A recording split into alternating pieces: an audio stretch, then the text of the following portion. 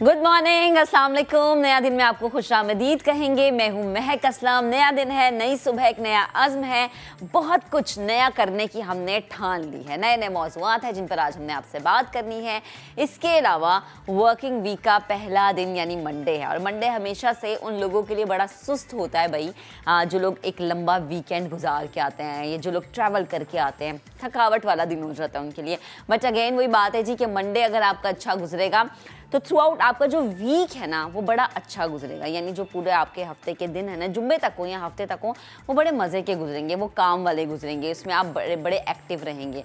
अच्छा जी, जब हम बात करते हैं ना कि दिन का आगाज़ हो अच्छी चीज़ों से, दिन का आगाज़ हो बहुत ज़्यादा एक्टिवली, तो हम भी ये चाहते हैं कि हमारे जो प्रोग्राम का आगाज़ है वो अच्छी बात से हो, ताकि आप रात में या दिन में जब भी आपको थोड़ा फारिग टाइम मिले तो आप ये सोचें कि अच्छा सुबह के वक्त महक ने जो बात की थी वो वाकई सही थी, अच्छी बात थी। तो आज की अच्छी बात ये है कि आप उस राय के ज़िम्मेदार नहीं हैं जो लोग आपके बारे में कायम करते हैं, मगर उस रवैये के ज़िम्मेदार आप ज़रूर हैं जिसकी बिना पर ये राय कायम की जाती है। यानी कि अगर आपके बारे में कोई ये राय रखता है कि जी आप बहुत ज़्यादा रूडी हैं, आप बहुत ज़्यादा आपके अंदर बहुत ज़्यादा ईगो है, या कोई कहता है कि यार आप बहुत सॉफ्ट स्पोकन हैं, आप बड़े प्यार से मिलने वाले हैं, बड़े हम्बल हैं, तो उसकी वजह ये होती है कि जो आपका रवैया होता है लोगों के साथ, उस बिना पर ये राय कायम की जाती है। तो अपने रवैये को हमेशा पॉजिटिव रखें। वो कहते हैं ना कि जहाँ पर भी जाएं आप हमेशा एक फूल की मानत जाएं, कि जब भी वहाँ से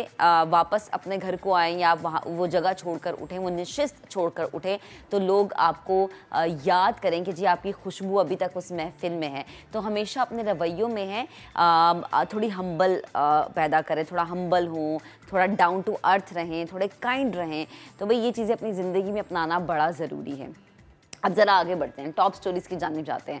कराची और हैदराबाद जल्दियाती इंतखाबात। कराची की मुख्तलिफ यूनियन काउंसिल्स के गैर हतमी और गैर सरकारी नताइज सुस्त रवि का शिकार क्यों है। प्रोग्राम में बल्दियाती इंतखाबात के हवाले से आज हम डिटेल में बात करेंगे। ये वो इंतखाबात हैं जिसका बड़ा था इंतज़ार और आखिरकार हो गए। इसके होने से पहले भी कह रहे थे हो जाएंगे नहीं होंगे, हो जाएंगे नहीं होंगे। हमने देखा जी कि MKM ने तो बॉयकॉट भी कर दिया, वो भी नतीजा है वो हम आपको बताएंगे। इसके अलावा पाकिस्तानी किसी से पीछे नहीं हैं, और जनूबी कोरिया जो है उसमें हादसे में पाकिस्तान के 2 भाइयों ने लोगों की जान किस तरह से बचाई है, क्या ये पूरा वाक़या है, किस तरह से उन लोगों ने लोगों को रेस्क्यू किया है, प्रोग्राम में इस पर भी हम आज डिटेल में बात करेंगे। इसके अलावा अंडर 19 वुमेन वर्ल्ड कप में पाकिस्तान की पहली कामयाबी, रवांडा को 8 विकेटों से शिकस्त दे दी है। पाकिस्तानी टीम ने 107 का हदफ 18वें ओवर में हासिल किया है। इसके अलावा आपको बताएंगे कि हॉकी वर्ल्ड कप 2023 का आगाज़ भारत में हो चुका है। मेगा इवेंट में पाकिस्तान की हॉकी टीम शामिल नहीं है। क्या वजह है? तैयारी नहीं थी, बिहाइंड द सीन कोई और रीजंस हैं, क्या हुआ है ये आपको बताएंगे प्रोग्राम में आगे चल के। अब थोड़ा सा और आगे बढ़ते हैं, ज़रा आपकी हेल्थ पे बात करते हैं। ग़िज़ाइयत से भरपूर दूध हमारी सेहत के लिए कितना ज़रूरी है, क्योंकि हम सबको पता है ना, एक एज आती है, एक टाइम आता है कि जब हम दूध पीना छोड़ देते हैं, और होता ये है कि जी हम कहते हैं जी कि दूध हम इसलिए नहीं पी रहे क्योंकि टाइम नहीं मिलता। अच्छा जी, वो क्या होता है, मतलब मैं अपनी अगर आपको एग्जांपल दूँ ना, तो मैं पूरा दिन के बाद रात को ये सोचती हूँ कि मैंने दूध इसलिए नहीं पिया क्योंकि मुझे टाइम नहीं मिला। जबकि डॉक्टर्स का कहना ये है कि स्पेशली वो ख़वातीन जो कि वर्किंग वूमेन हैं, उनको दिन में मैक्सिमम 1 गिलास दूध ज़रूर पीना चाहिए। तो भाई अच्छा, जब मैं दूध पीने की बात करूँ ना, इसी से रिलेटेड एक और चीज़ है। वो चीज़ ये है कि जब आपका इंटेक अच्छा होता है तो जो आपकी स्किन है, आपके बाल हैं, बड़े प्यारे से हो जाते हैं। अगर आप विटामिन यूज़ कर रहे हैं और अगर आप विटामिन C का इंटेक ले रहे हैं तो आपके बाल बड़े चमकदार होंगे। लेकिन अगर आपके बाल चमकदार नहीं हैं और छोटे बालों की वजह से आप परेशान हैं, या बालों की ग्रोथ नहीं हो रही है, वो भी ज़ाहिर सी बात है, उसमें भी आपका इंटेक मैटर करता है। तो आज प्रोग्राम में हम आपको बताएंगे कि किस तरह से बालों की ग्रोथ हो सकती है। रानी आपा हमें ज्वाइन करेंगी, उनसे हम जानेंगे कि बालों को लंबा करने का राज क्या है। इसके अलावा प्रोग्राम में 19वीं सदी में बनने वाले मुल्तान के पहले पुलिस स्टेशन की भी आपको सैर करवाएंगे, जहां अंग्रेज़ दौर की चीज़ें अब तक मौजूद हैं। देखिए, ये हमारा असासा होता है, और ये सिर्फ हमारे प्लेटफॉर्म से या आप तक ये चीज़ें आप पहुँचती हैं कि आपको हम डिफरेंट जगहों की सैरें करवाते हैं? और भी बहुत सारे मौज़ूआत हैं, रिपोर्ट्स हैं, टॉपिक्स हैं जिन पे हमने डिस्कशन करनी है, लेकिन अगेन सबसे पहले कराची में होने वाले बल्दियाती इंतखाबात विच इज़ वेरी इंपॉर्टेंट, क्योंकि इस पे कराची की किस्मत का इन्हसार था जी। कराची किसका होगा उससे मुतालिक आपको बताएंगे। 15 घंटे गुजर जाने के बाद भी मुकम्मल नताइज का इंतज़ार है। कराची में 246 यूनियन काउंसिल्स में इलेक्शन हुए हैं। 7 यूसीज पर उम्मीदवार बिला मुकाबला मुंतखब हो चुके। गैर हतमी गैर सरकारी नताइज के मुताबिक डिस्ट्रिक्ट सेंट्रल में 45 यूसीज में से 6 यूसीज पर जमाते इस्लामी के उम्मीदवारों ने मैदान मार लिया है। अच्छा, मुझे लग भी रहा था कि जमाते इस्लामी आगे आएगी, क्यों? क्योंकि उनकी जो कैंपेन थी, उन्होंने जिस तरह से लोगों को इकट्ठा किया, वो एक बड़ा ज़बरदस्त प्लान था उनका। UC3 चनेसर टाउन से जमाते इस्लामी के शाहिद फरमान 4155 वोट लेकर कामयाब हुए, जबकि पीपल्स पार्टी के रहनुमा सईद गनी के भाई फरहान गनी को शिकस्त का सामना रहा। और चनेसर टाउन UC6 के गैर सरकारी गैर हतमी नताइज के मुताबिक जमाते इस्लामी के गयास अब्बासी चेयरमैन मुंतखब हो चुके हैं। वेल, ये अभी तक जितना हमारे पास रिजल्ट था वो हमने आपको बताया है। इलेक्शन के नताइज में ताख़ीर क्यों हो रही है? डेप्यूटी कमिश्नर सेंट्रल ताहा सलीम का कहना है कि हर आरओ के पास तकरीबन 5 यूसीज हैं और नताइज बनाने में वक्त लग रहा है। नताइज शफाफ तरीके से बनाए जा रहे हैं। मीडिया से गुफ्तगू में वो क्या कह रहे थे, ज़रा आपको दिखा देते हैं। 1263 स्टेशन हैं पूरे सेंट्रल के अंदर और 8 आरओज़ के पास हैं। तो एक एक आरओ के पास 200 पोलिंग स्टेशन हैं और हर एक के अंदर वार्ड भी हैं और हर एक के अंदर चेयरमैन का अलग है। तो यानी कि हर पोलिंग स्टेशन के अंदर आप समझें कि 5 कॉन्स्टिट्यूंसी का रिज़ल्ट पूरा बनाना होता है और बहुत सारी चीज़ों को देख के पूरा डेटा आपने खुद देखा। हमने यहाँ पे पूरा सेंटर जो है सारे मीडिया के लिए ओपन रखा हुआ है। आप लोग यहाँ पे मौजूद हैं, आप लोग खुद अपनी आंखों से देख रहे हैं। सारे हमारे कमरे ओपन हैं, कहीं से ये शिकायत नहीं आ रही कि मीडिया को नहीं आने दे रहे। तो उससे ट्रांसपेरेंसी में तो कोई शक नहीं रहता। अच्छा जी, हमने आपको दिखा दिया कि जी ताहा सलीम क्या कह रहे थे, गैर हतमी गैर सरकारी नताइज कहाँ कहाँ के आ गए। इसी पर बात करने के लिए ब्यूरो चीफ कराची असलम खान इस वक्त हमें ज्वाइन कर चुके हैं। बेहद शुक्रिया असलम वक्त देने के लिए। Good morning.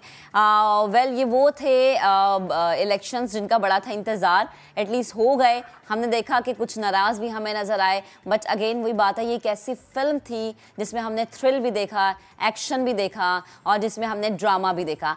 आपके पास इससे मुतालिक क्या डिटेल्स हैं? देखिए, अभी तक नताइज आने का सिलसिला जारी है और नताइज में ताखिर भी हो रही है। इसकी वजह यह है कि देखिए, एक जो 4 वार्ड होते हैं, वहां से रिजल्ट आ रहे होते हैं, फिर एक जगह उनको जमा किया जाता है। उसके साथ साथ जो एक इलाके में जो रिटर्निंग अफसर है उसके पास तकरीबन 5 यूसीज होती हैं, उसका इकट्ठा करना होता है और 20 पोलिंग स्टेशन होते हैं एक यूसी के लिए कम से कम। तो इसलिए तकरीबन अगर हम देखेंगे 4,500-5 हजार पोलिंग स्टेशन थे, 4,500 से भी ज्यादा, तो उन तमाम के नताइज को इकट्ठा करने में ताखिर हो रही है।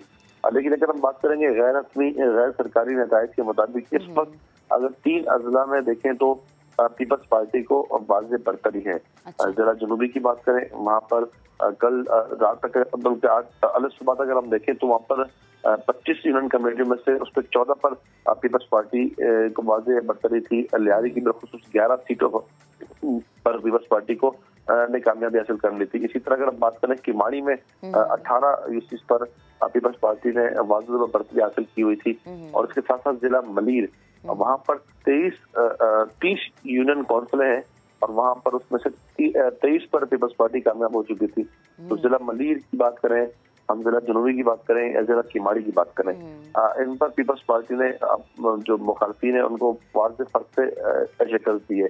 जिला कोरंगी में जमात इस्लामी का पलड़ा भारी है, वो उस पर यकीनी तौर पर उसका जो जिला कोरंगी में उसकी हुक्मरानी होगी या उस पर उनके उम्मीदवार कामयाब हुए। इसके साथ साथ अगर हम बात करें कि जिला वस्ती के रिजल्ट अभी रुके हुए हैं, लेकिन जो रिजल्ट आए हैं उसमें भी जमात इस्लामी का पलड़ा भारी है। इसके साथ साथ जिला गरबी का रिजल्ट आना बाकी है। तो इस तरह अगर हम देखें कि जो रिजल्ट है उसमें ताखीर की वजह से जो एक बेचैनी यकीनी तौर पर फैल रही है। अगर हम देखें कि पहले डीसी मलिर के दफ्तर के बाहर जमात इस्लामी की कारकुनान ने धरना दिया, इसके बाद हम डीसी वेस्ट जिला गरबी में पीटीआई की कारकुनान ने नताइज में ताखीर पर धरना दिया। पीपल्स पार्टी, अगर बात करें कराची डिवीजन के सदर सईद गनी ने भी कहा कि नताइज बहुत ताखिर से आ रहे हैं। मुस्तफा वहाब साहब ने भी कहा, हाफिज नईम साहब ने भी कहा कि जो नताइज में ताखिर की वजह से बेचैनी फैल रही है। तो इस वक्त सूरत ये है कि नताइज अभी भी देखें चंद घंटे और लगेंगे, और अगर हम बात करें सरकारी तौर पर नताइज का, तो शाम तक सूरत बिल्कुल वाज़ेह हो जाएगी कि किस जिले में किस जमात ने कितने यूसी चेयरमैन पर कामयाबी हासिल की है। जी ठीक है असलम, बेहद शुक्रिया आपका। आपसे वक्तन फ़वक्तन डिटेल्स लेते रहेंगे क्योंकि नताइज का सिलसिला तो आना शुरू हो, नताइज आ रहे हैं, गैर हतमी गैर सरकारी नताइज, और हर पार्टी बड़ी पुरुमीद नज़र आ रही है। इसी पुरुमीदी में हाफिज़ नईमुर रहमान ने भी कराची से जीत का दावा कर दिया है। कहा कि जमात इस्लामी नंबर 1 जमात के तौर पर सामने आई है, लेकिन डिप्टी कमिश्नर नताइज जारी करने में ताख़ीर कर रहे हैं। खबरदार किया कि फॉर्म 11 और 12 कानूनी सूरत में फराहम नहीं किए गए तो शहर भर में धरने देंगे।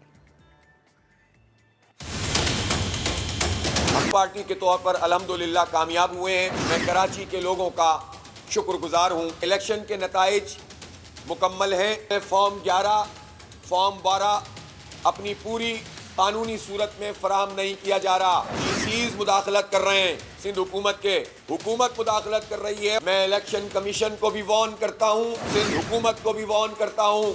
फॉर्म 11 और फॉर्म 12 साइन करके हमें नहीं फराहम किए और आरओज़ ने नतीजे का ऐलान नहीं किया तो शहर भर में धरने शुरू कर देंगे या फिर इलेक्शन कमीशन के ऑफिस में बैठ जाएंगे। हमारे मैंडेट पर आप हमला नहीं कर सकते। जमात इस्लामी का एक पोलिंग एजेंट पोलिंग स्टेशन को नहीं छोड़ेगा, और मैं तमाम कारकुनों से कहता हूँ पोलिंग स्टेशन के बाहर जमा होना शुरू हो जाएं।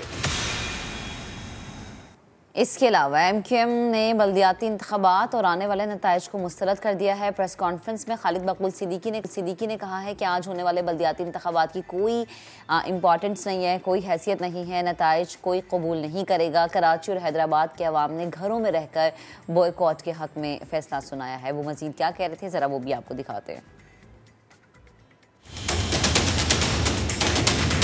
इस इंतखाबात को कोई कबूल नहीं करेगा, इसकी कोई इखलाकी हैसियत नहीं है। कराची में धांधली हार गई और कराची जीत गया, हैदराबाद जीत गया। लोगों ने घर में बैठकर MQM के इलेक्शन से दस्तबरदार होने के फैसले पर रेफरेंडम कर दिया। कराची हैदराबाद में प्री पोल रिगिंग मुस्तरद कर दी। आज के टर्नआउट ने बताया है बहुत बड़ी शिकस्त हुई है उन तमाम जमातों के लिए भी जिन्होंने इन शहरों के जज्बात के खिलाफ जाकर अपनी अपनी सियासत को बचाने की कोशिश की है। 73 यूसीज कराची की कम बनी है, जिसको पीपुल्स पार्टी ने 53 तस्लीम किया। ये इलेक्शन कमीशन की जिम्मेदारी नहीं थी। MQM अपना मुकदमा जीत गई है, इंसाफ आ रहा है। जिनके पास कराची का मैंडेट नहीं है वो कराची का मेयर बनेगा। सियासी सफाई भी करेंगे और शहर की सफाई भी करेंगे। हमारा ऐवान तो हमारी सड़कें हैं, को आबाद करेंगे, वही फैसले करेंगे। MQM ये ठेका वापस ले रही है हुकूमतें बनाने का और चलाने और गिराने का। और अभी आपको अहम खबर देते हैं कि इलेक्शन कमीशन हेडक्वार्टर को सिंध में बल्दियाती इंतखाबात के दूसरे मरहले के गैर हतमी गैर सरकारी नताइज मौसूल होने का सिलसिला जारी है। कराची के सोहराब गोट टाउन में पीपल्स पार्टी और तहरीक इंसाफ के 2 यूसी चेयरमैन मुंतखब हो गए हैं। तो बहुत अहम खबर है जिससे मुतालिक आपको अपडेट कर रहे हैं। अगेन वही बात है कि ये जी बड़े इंपॉर्टेंट इलेक्शन थे, सबकी नज़रें थी। इलेक्शन कमीशन हेडक्वार्टर को सिंध में बल्दियाती इंतखाबात के दूसरे मरहले के गैर हतमी गैर सरकारी नताइज मौसूल होने का सिलसिला जारी है। कराची के सोहराब गोट टाउन में पीपल्स पार्टी और तहरीक इंसाफ के 2 यूसी चेयरमैन मुंतखब हो चुके हैं। इलेक्शन कमीशन को गैर हतमी गैर सरकारी नताइज मौसूल होने का सिलसिला जारी है। सोहराब गोट टाउन की यूसी 1 और यूसी 2 से तहरीक इंसाफ कामयाब। गैर हतमी गैर सरकारी नतीजा ये बताता है कि सोहराब गोट टाउन की यूसी 3 से पीपल्स पार्टी कामयाब करार पाई है। सोहराब गोट टाउन की यूसी 4 से पीपल्स पार्टी का चेयरमैन मुंतखब हो गया है। तो ये गैर हतमी गैर सरकारी नताइज जैसे जैसे हमारे पास आ रहे हैं हम आपको फराहम कर रहे हैं। इलेक्शन कमीशन हेडक्वार्टर को सिंध में बल्दियाती इंतखाबात के दूसरे मरहले के गैर हतमी गैर सरकारी नताइज मौसूल होने का सिलसिला जारी है। और ये जो हुए बल्दियाती इंतखाबात, इस हवाले से कल पूरे दिन समा ने जो ट्रांसमिशन की, जो कवरेज की, हमारे रिपोर्टर्स जो कि फील्ड में पूरा दिन रहे, लोगों का रवैया दिखाया, क्या क्या सूरत हाल होती रही, जरा आपको दिखाते हैं। कराची समेत सिंध में बल्दियाती इंतखाबात के दूसरे मरहले के लिए पोलिंग जारी है। कराची से हैदराबाद तक गैर हतमी और गैर सरकारी नताइज सबसे पहले समा पर मुस्तनद और काबिल एतबार नताइज के साथ सबसे आगे रहने की रवायत बल्दियाती इलेक्शन में भी बरकरार। कराची हैदराबाद में बल्दियाती इंतखाबात के गैर हतमी गैर सरकारी नताइज सबसे पहले समा आपको बता रहा है। कराची में लियारी यूसी 11 वार्ड नंबर 4 का पोलिंग स्टेशन नंबर 1 का पीपल्स पार्टी ने 72 वोट लिए हैं, पीटीआई को 54 वोट मिले हैं। पहला वोट कास्ट होने से पोलिंग का वक्त खत्म होने तक, वोटों की गिनती से गैर हतमी नताइज तक हर कदम मुस्तैद। पल पल की खबर सबसे पहले समा ने नाजरीन तक पहुंचाई। 70 साला वोटर एम्बुलेंस में वोट देने के लिए आया है। सबसे बड़ा टेस्ट यही है कि जो भी पार्टी वहाँ से जीती है लोगों की जिंदगियों में आसानी पैदा करती है या नहीं करती। करप्शन इतनी है कि वहाँ पानी के टैंकर भी बिकते हैं। पोलिंग स्टेशन पर गहमा गहमी या ताखीर, बैलेट पेपर्स पर झगड़े, मार धाड़ और तकरार। और आज का दिन हमें बताता है कि नहीं, कोई ऐसा बड़ा इंसिडेंट नहीं हुआ।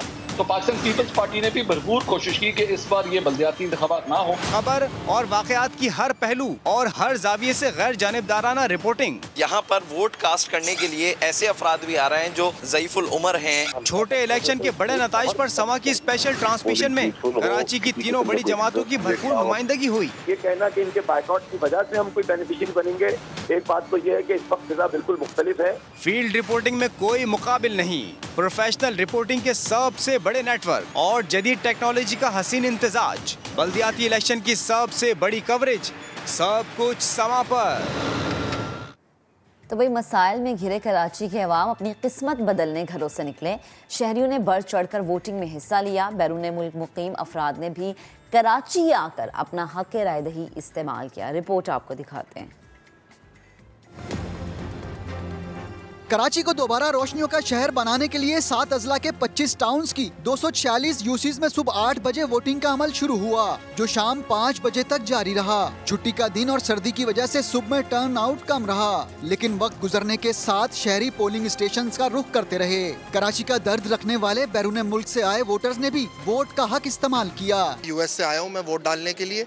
उम्मीद की वजह से ही हम लोग वापस आए और हमारा भाई जीना मरना तो यहीं पर है। मेरी रिहाइश जो है वो साउथ अफ्रीका केप टाउन में, और यहाँ हॉलीडेज़ के लिए आया हुआ था वोट डालने के लिए। स्पेशली सऊदी अरब से वोट डालने ही आई हूँ और क्या कहती है, मेरी जिंदगी का पहला वोट है। कराची को दोबारा अपने पैरों पर खड़ा करने के लिए मलीर यूसी 7 में 70 साला वोटर एम्बुलेंस में वोट देने आया। कराची से मोहब्बत करने वाले बुजुर्ग और बीमार खवातीन और मर्दों ने भी शहर की बेहतरी के लिए वोट का हक इस्तेमाल किया। ये कौम की मिल्कियत है, ये कौम को वोट देना लाजमी है, हम लोगों का काम है। मेरा पाँव जला है और मैं अपना हक इस्तेमाल करने आई हूँ क्योंकि कराची को बचाना है। सियासी रहनुमाओं ने भी हक राय दही इस्तेमाल किया। पीपल्स पार्टी के सईद गनी, मुर्तजा वहाब, शहरी रहमान और अमीर जमात इस्लामी कराची हाफिज नईमुर रहमान ने अपने अपने इलाकों में वोट डाले। तो हर कोई अपने घर से निकला, हर किसी ने किस्मत आजमाई कि हो सकता है भाई कराची की किस्मत बदल जाए, हम अपनी किस्मत के जरिए ये फैसला कर लेते हैं। तो लोग तो बाहर निकल आए, अपना हक राय दही इस्तेमाल भी कर लिया। अब जो आएगा, जो सेलेक्ट होगा, जो भी पार्टी आए, हमारी दुआ यही है कि वो कराची को अपना कराची समझे, ना कि कमाई का जरिया समझे। क्योंकि कराची वो शहर है जहाँ पर इंफ्रास्ट्रक्चर नहीं है, जहाँ पर ट्रांसपोर्ट नहीं है, जहाँ पर वो जो बेसिक सहूलियात होती है ना, मतलब आप आगे की तो छोड़ दें, बेसिक सहूलियत, पानी नहीं है, सफाई नहीं है, बिजली का बेहतर निज़ाम नहीं है। तो आई थिंक आने वाले को ये सोचना चाहिए कि अब उसने कराची को क्या देना है, क्योंकि आवाम इस दफ़ा बाहर निकली है। अभी लेनी एक ब्रेक के बाद दोबारा हाजिर होंगे और एंकर पर्सन किरण नाज ज्वाइन करेंगी, उन्हें शामिल गुफ्तगू करेंगे, उनका तज्जिया शामिल करेंगे। ब्रेक के बाद stay with us. Welcome back once again. Karachi के बल्दियाती इंतखाबात गालिबन 15 घंटे गुजर चुके हैं, मुकम्मल नताइज नहीं आए। कुछ लोग शिकवा करते नजर आ रहे हैं कि जी सुस्त रवि का शिकार क्यों है। कहा यह जा रहा है कि शफाफ इलेक्शन और शफाफ नताइज, हम चाहते हैं कि अवाम तक बहुत शफाफ नताइज पहुँचे, इसलिए थोड़ा सा डिले है। तमाम सूरत हाल पर बात करने के लिए सीनियर एंकर पर्सन किरण नाज इस वक्त हमें इस्लामाबाद से ज्वाइन कर चुके हैं। अस्सलाम वालेकुम किरण, गुड मॉर्निंग, कैसी हैं आप? वालेकुम अस्सलाम महक साहिबा, आप ठीक हैं, खैरियत से हैं? अल्हम्दुलिल्लाह। किरण, ये वो इलेक्शन जिसका बड़ा इंतज़ार था, बार बार तारीख बदली गई, बट शुक्र है कि हो गए। ऑल तो एक पार्टी ने बॉयकॉट भी किया, मगर अभी तक हम यही देख रहे हैं कि पीपल्स पार्टी और जमात इस्लामी में तगड़ा मुकाबला चल रहा है। आप किस तरह देख रही हैं सिचुएशन को? महक 2015 के बाद जब 2020 में मेयर कराची वसीम अख्तर साहब की मेयरशिप का इख्तिताम हुआ था, उसके बाद होना तो ये चाहिए था कि 4 महीने के अंदर अंदर ये बल्दियाती इलेक्शन हो जाते, कराची को एक नई शहरी हुकूमत मिल जाती। लेकिन आपके सामने किस तरह से डिले होते रहे। मुत्तहिदा कौमी मूवमेंट अपना एक, जो कराची की एक बड़ी स्टेक होल्डर है, वो अपना एक स्टांस रखती रही कि मुतनाज़ हल्काबंदियाँ हुई हैं, पहले हल्काबंदियाँ चेंज की जाएं और फिर उसके बाद दोबारा इलेक्शंस की तरफ जाए जाएं। और इस वजह से ये इतना प्रोसेस डिले होता रहा कि 3 बार इसको बाकायदा मुलतवी किया गया और चौथी बार भी मुलतवी करने की कोशिश की जा रही थी। लेकिन उसके बावजूद इलेक्शन कमीशन ने इस पर एक्शन लिया। उन्होंने अपना बड़ा एक मजबूत स्टांस रखा। सिंध हुकूमत ने गो के लास्ट में ये कोशिश की कि शायद इसको कुछ डिले करवा ले, लेकिन उसके बावजूद भी ये इलेक्शन हो गया है। अब जो इसका टर्न आउट रहा वो एक बहुत बड़ा क्वेश्चन है कि क्या कराची वालों ने रिजेक्ट कर दिया, क्या कराची वाले इतने ज्यादा परेशान हो चुके हैं शहरी मसाइल से, अवामी मसाइल से, कि वो निकले ही नहीं। कल जो हम फील्ड रिपोर्टिंग के दौरान देखते रहे उसमें तो हमें अंदाजा ये हो रहा था कि शायद 10 से 15% का टर्न आउट है, क्योंकि अगर आप नंबर्स देखती हैं तो वहां पर कहीं 200 वोट्स किसी ने लिए हैं, किसी ने 23 वोट लिए हैं, किसी ने 24 वोट लिए हैं, किसी ने 60 वोट लिए हैं। और ये वो रेशो है कि जिससे आपको नजर आ रहा है कि एक जो कैंडिडेट था वो हार गया और एक उम्मीदवार जो है वो जीत गया है। कल का जो इलेक्शन कमीशन की तरफ से बताया गया है वो टर्न आउट 20% to 25% है, लेकिन 2015 का टर्न आउट 46% था। मैं 2015 की इसलिए बार बार बात कर रही हूँ कि कुछ फैक्टर्स की बात की जा रही है, वो भी मैं आपको बता देती हूँ। एक तो मुत्तहिदा कौमी मूवमेंट ने बाइकॉट किया था, तो एक फैक्टर ये भी शायद इसमें ऐड किया जा रहा है कि मुत्तहिदा कौमी मूवमेंट, क्योंकि कराची का एक बड़ा स्टेक होल्डर है, बड़ी जमात है, उनके शायद बॉयकॉट की वजह से लोग नहीं निकले। लेकिन यही एक फैक्टर, क्योंकि मुत्तहिदा लंदन की भी फिर बात हो रही है और उन्होंने बॉयकॉट किया था 2015 में, लेकिन उसके बावजूद भी टर्न आउट 46% था। अच्छा किरण, मैं यहाँ पर एक सवाल उठाना चाह रही हूँ, प्लीज कमेंट कीजिएगा। हमने मुत्तहिदा के बॉयकॉट की बात की, अब आप देखें कि हमने देखा कि गालिबन कोई 4-5 दिन पहले एक इत्तेहाद, बड़ा इत्तेहाद सामने आया। सब जो बड़े बड़े थे वो हमें एक जगह पर नजर आए, विच इज वेरी गुड। के चलें जी, आप इकट्ठे हो गए, एक अच्छी बात है, यूनिटी होनी चाहिए। बट डोंट यू थिंक कि ये इत्तेहाद 4-5 महीने पहले होना चाहिए था, ताकि जी आप अच्छी तैयारी के साथ इलेक्शन में हमें नजर आते, एक अच्छा प्रेशर बिल्ड करते हुए आप हमें नजर आते। जो आप 4 दिन पहले कर रहे हैं वो आप 4-5 महीने पहले स्टेप ले लेते। देखें, ये मेरे सोचने से पहले ये सवाल ज्यादा इंपॉर्टेंट यहाँ बनता है कि जिन्होंने ये मर्जर किया है, क्या उन्होंने ये सोचा था कि जिस वक्त वो मर्जर कर रहे थे, क्या उनके जहन में उस वक्त भी था कि ये मर्जर कर लेंगे? क्योंकि अगर आपको मुस्तफ़ा कमाल साहब के वो जुमले याद हों जब उन्होंने कम बैक किया था, जब वो वापस आए थे कुछ सालों के बाद, तो उन्होंने क्या कुछ नहीं कहा था। यही वो फारूक सत्तार साहब थे और यही वो मुस्तफ़ा कमाल साहब थे जिन्होंने एक मर्जर की कोशिश की थी उस वक्त भी। लेकिन वेरी नेक्स्ट डे उस मर्जर का क्या हुआ था ये हम सबके सामने है। अच्छा, कराची के जो बल्दियाती इलेक्शंस है ना, उसमें ये मर्जर शायद ये बहुत ज्यादा इंपॉर्टेंट उस वक्त हो जाता है। आपकी बात कुछ दुरुस्त है कि अगर ये पहले सब एक हो जाते और पहले एक हो जाने के बाद जो इंपॉर्टेंट चीज होती वो ये होता कि आप बॉयकॉट ना करते। आप एक हो गए, आप सारे जितने भी धड़े थे वो तमाम के तमाम एक होने के बाद अगर आप इलेक्शन में पार्टिसिपेट ही नहीं कर रहे तो ये तो मैदान खुला छोड़ देने वाली बात है ना। अच्छा, मैं आपको एक और बड़ी मजे की दिलचस्प बात बताती हूँ। कराची में जो 1933 के बाद जो बल्दियाती इलेक्शंस जो 6 बार कराची के मेयर बने हैं, अगर मैं 1933 से देखती हूं तो फिर वो 26वां मेयर अब हम कराची के लिए मुंतखब करने जा रहे हैं, इलेक्ट करने जा रहे हैं। लेकिन अगर हम इसके अलावा देखते हैं तो फिर ये 6ठा मेयर होगा हमारा, जो अब हम 7वां मेयर होगा जो मुंतखब करने जा रहे हैं। तो 3 बार जमात इस्लामी और 3 बार मुत्तहिदा कौमी मूवमेंट। और बिल्कुल सेम पॉइंट पे इट्स वेरी अलार्मिंग, क्योंकि अगेन वो ये, आप तो चूंकि कराची से हैं, बेहतर जानती हैं, कराची कमाऊपूत शहर है, लेकिन कराची के साथ होता क्या है ये किसी से ढका छुपा नहीं। अच्छा किरण, पीटीआई को कहाँ आप स्टैंड करता देख रही हैं? क्योंकि हमने देखा था एक वक्त था कि बड़ा शोर था कि खान साहब जब जलसे करते थे, कोई भी उन्होंने कॉल दे दी तो कराची के अवाम बाहर निकलते थे। लेकिन यहाँ पर पीटीआई मुझे तो कहीं नजर नहीं आ रही है। ऐसा लग रहा है कि पीटीआई जैसे बिल्कुल नुक्कड़ से कहते हैं ना, लगा देना, दीवार से लगा देना, वो लग रहा है मुझे तो कि कराची के अवाम ने पीटीआई के साथ ये किया है। देखिए, कराची की आवाम, मैं खुद कराची से ताल्लुक़ रखती हूँ और पाकिस्तान में जो हमारे रिमोट एरियाज़ हैं या जो बलूचिस्तान है, उन लोगों की महरूमियाँ एक मुख्तलिफ पहलू है। लेकिन जो कराची के लोग हैं ना, जो पाकिस्तान का एक सबसे बड़ा शहर है, पाकिस्तान की शहरक, पाकिस्तान की रीढ़ की हड्डी जिस शहर को कहा जाता है, जब वो सबसे बड़ा शहर आप जिसे मॉडल सिटी नहीं बना सके तो उस शहर के 2.5 करोड़ लोगों के अंदर बहुत ज्यादा महरूमियाँ हैं। जब वो पाकिस्तान के बड़े शहरों में, दीगर छोटे शहरों में जाते हैं, मैं खुद कराची वाली हूँ, कल भी मैं एक बात कर रही थी कि जब मैं इस्लामाबाद की सड़कों पर घूमती हूँ, क्योंकि ये छोटा शहर है, 22 लाख की आबादी का शहर है, लेकिन मैं यहाँ पर रहते हुए, यहाँ की सड़कों पर घूमते हुए ये फील करती हूँ कि मेरे शहर में जो बुजुर्ग रहते हैं, जो नौजवान नस्ल है हमारी, वो सब ये डिजर्व करते हैं कि उनको भी अच्छी सड़कें मिलें, उनको भी साफ सुथरा माहौल मिले, उनको भी अच्छी जरूरियात मिले, क्योंकि कराची वाले भी उतना ही टैक्स देते हैं। और अगर हम सूबाई दारुल खिलाफों की बात करें तो सबसे ज्यादा कराची टैक्स दे रहा होता है, इनफैक्ट पूरे मुल्क को चला रहा होता है। तो जब कराची इतनी हद तक महरूमियां है ना कि उनको ये नारे और ये जलसे और ये जुलूस और जी हुकूमत इस तरह से गिरा दी गई, हुकूमत उस तरह से गिरा दी गई, ये सारी चीजें कराची वालों के लिए मैटर नहीं करती। आपने पाकिस्तान तहरीक इंसाफ के लिए सवाल किया तो यकीन जानिए, जो इमरान खान साहब की तरफ से पीटीआई की तरफ से एक बात की जाती है ना कि 2/3 मेजॉरिटी, तो ये बात लिख कर रख लीजिए कि जो बल्दियाती इलेक्शन हुए हैं, इस लोकल बॉडीज ने पाकिस्तान तहरीक इंसाफ के लिए आने वाले इलेक्शंस की राहें मुतय्यन कर दी हैं, ये क्लियर कर दिया है। क्योंकि ये बात तमाम लोगों के जहन में होना चाहिए, जो जलसे जुलूस की, टॉक शोज की और ये प्रेस कॉन्फ्रेंसेस की जो एक साइंस होती है वो, और जो इलेक्शन साइंस होती है, उसमें बहुत बड़ा फर्क होता है। तो पाकिस्तान तहरीक इंसाफ शायद इस तरह से तो अपना एक अपने वोटर सपोर्टर को शायद अपने साथ मिला भी लेती है, सोशल मीडिया पे भी बहुत एक्टिव नजर आती है, लेकिन आपको इलेक्शन जीतने के लिए कुछ ना कुछ करना पड़ता है। और ना मरकज में 3.5 साल पाकिस्तान तहरीक इंसाफ की हुकूमत कुछ कर पाई है, और ना ही कराची में 14 MNAs 1100 अरब के पैकेज का पाकिस्तान तहरीक इंसाफ ने वादा किया था।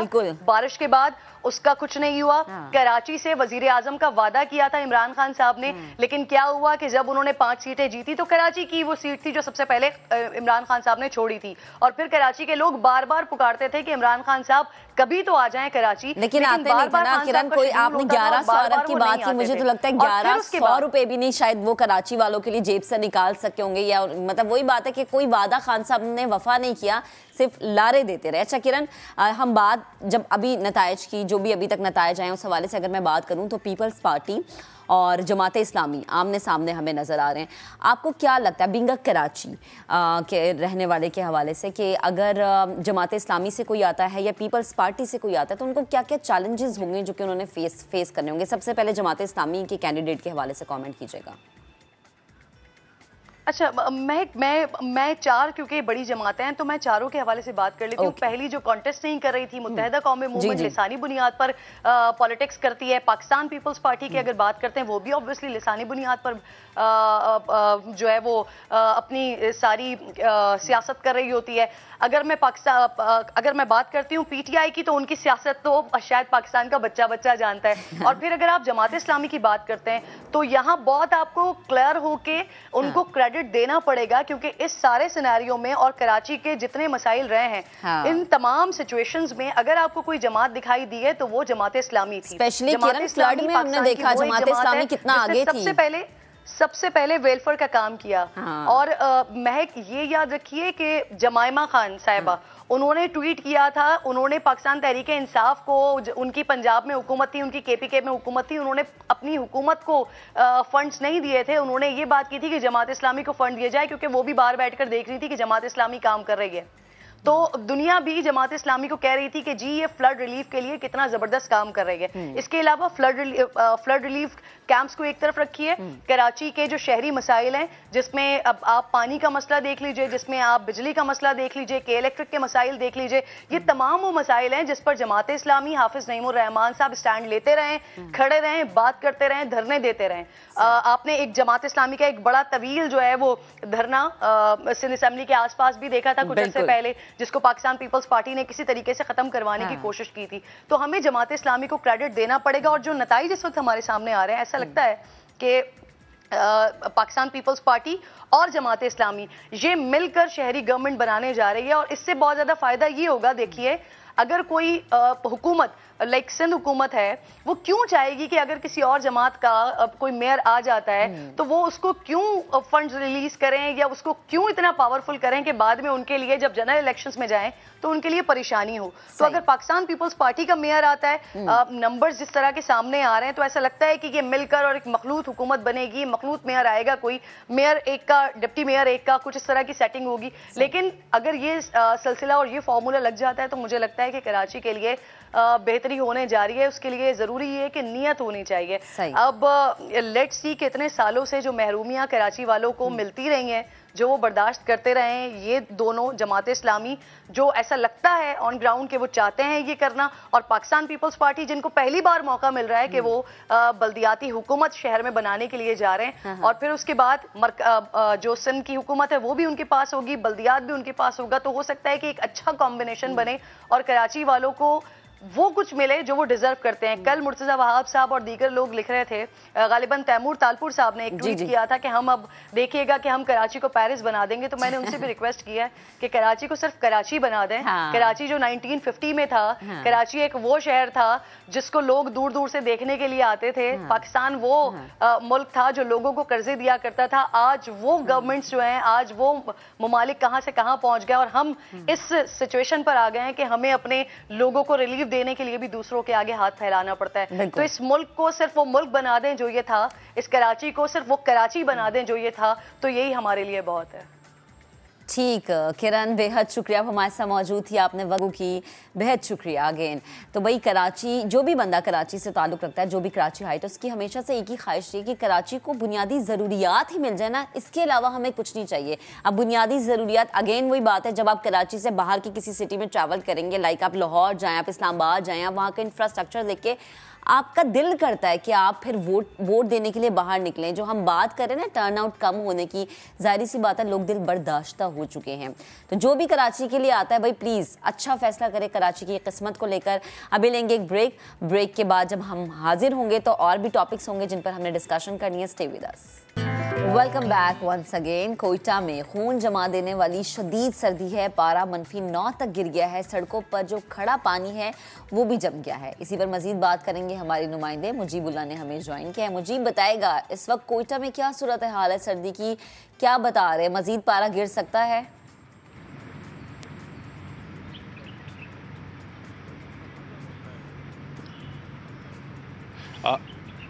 ठीक है, कोयटा की सूरत हाल आपको बता रहे हैं, बहुत शदीद ठंड है और -9 पे जो है वो इस वक्त बता रहे हैं कि टेम्परेचर है। मुजीब अगर आप मुझे सुन पा रहे हैं तो प्लीज़ बताएगा क्या अपडेट है मौसम के हवाले से? जी बिल्कुल, मौसम की सूरत हाल पर अगर बात की जाए तो इस वक्त बलूचिस्तान के जो बालाई इलाके हैं वहाँ पर जो पारा है वो नुक्ता अंजुमात से गिर गया है। अगर कोयटा की बात की जाए तो कोयटा में आज महकमा मौसमियात के मुताबिक -9 डिग्री सेंटीग्रेड दर्जा हरारत रिकॉर्ड किया गया है। कलास में भी -9 है और ज़ियारत -12 डिग्री सेंटीग्रेड है। इस शदीद सर्द मौसम में भी जो कोयटा के शहरी है वो गैस की सहूलत से महरूम है। हम देख रहे हैं कि जो पानी के नल है वो जाम हो गए हैं और इसके अलावा जो सड़कों पर कड़ा पानी या जो टैंक से टपकने वाला जो पानी था उसकी कुल्फिया बन गई। सड़कों पर जो कड़ा पानी है वो बर्फ में तब्दील हो गया है। हम देख रहे हैं कि सुबह जो ही गाड़ियां स्टार्ट करते हैं तो गाड़ियां स्टार्ट नहीं होती और इस शदीद सर्द मौसम में भी जो कोयटा के बेशतर इलाके वो गैस की सहूलत से महरूम है। अगर बात की जाए शालदरा, कासी रोड, मेकांगी रोड, पश्तूनाबाद समेत जो गिरदोनवा के इलाके हैं, इसके अलावा नवाकिली का इलाका है, वहाँ पर भी गैस लोड शेडिंग है। शालदरा में तो गुज़िश्ता 3 रोज़ से गैस की बंदिश का जो सिलसिला है वो जारी है। मुकम्मल तौर पर गैस बंद है और ये लोग जो है वो लकड़ियां जलाने या फिर एलपीजी का सहारा लेने में जो है ना वो अपने आप को गर्म कर रहे हैं या फिर ईंधन के तौर पर इसे इस्तेमाल कर रहे हैं। इसके अलावा बात की जाए तो बिजली की, तो जो ही मौसम सर्द होता है तो जाहिर है इलेक्ट्रिसिटी का भी एक बहुत बड़ा रोल होता है उसमें, हीटिंग के सिस्टम के हवाले से। तो वो बिजली की भी आंख मचोली से जो कोयटा के शहरियों की जो परेशानियां हैं वो बढ़ जाती हैं। इस शदीद सर्द मौसम में लोग कंबलों से गुजारा कर रहे हैं। शदीद सर्दी अपने साथ बहुत सारे मसाइल भी लेकर आई है। मुझे बेहद शुक्रिया, आप हमें अपडेट कर रहे थे कोयटा की मुतालिक। ज़रा कराची का रुख करते हैं। कराची में भी सर्दी की शिद्दत में इजाफा हो चुका है। शहर अकायद में इस वक्त पारा कितना है, मजीद कितना गिर सकता है, क्या कराची वाले अपने जो हैं गर्म कपड़े वापस अब संभाल दें या फिर मजीद गर्म कपड़े खरीद लें? चीफ मेट्रोलॉजिस्ट सरदार सरफराज इस वक्त हमें ज्वाइन कर चुके हैं। सरदार साहब बेहद शुक्रिया वक्त देने के लिए। Good morning. कहिएगा कराची का वेदर मजीद कितना ठंडा हो सकता है?